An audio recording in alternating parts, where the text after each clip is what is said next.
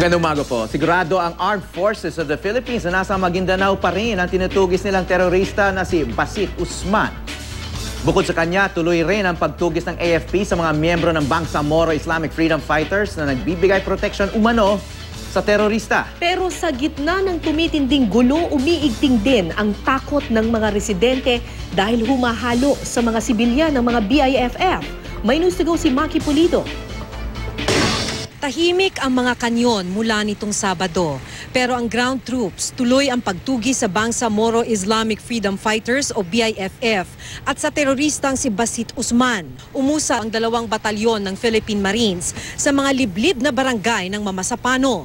Tinutugis ang may 40 BIFF na ayon sa nakuha nilang impormasyon ay pumuprotekta kay Usman. Lumapit sa target area hindi lang ang mga tactical command post kundi pati mga V-150 tanks ng Marines at artillery tulad ng 81mm mortar.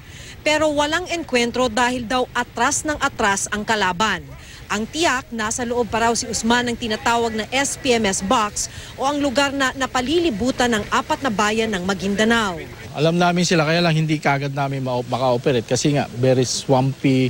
The terrain is not favorable to us. 7 araw ang unang latag ng opensibang ito pero hindi raw ito titigil hanggat dumapa ang BIFF.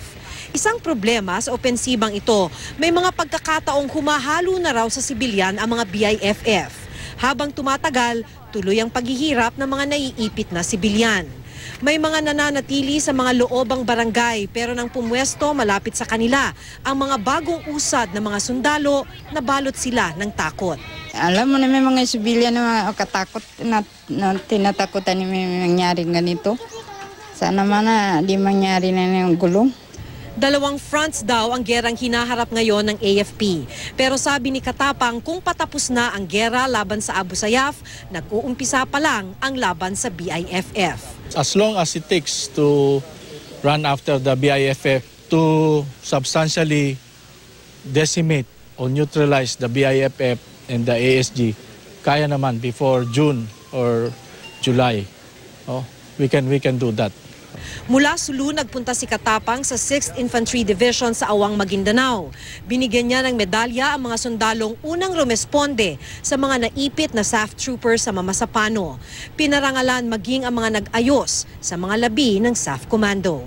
Maki Pulido, GMA News.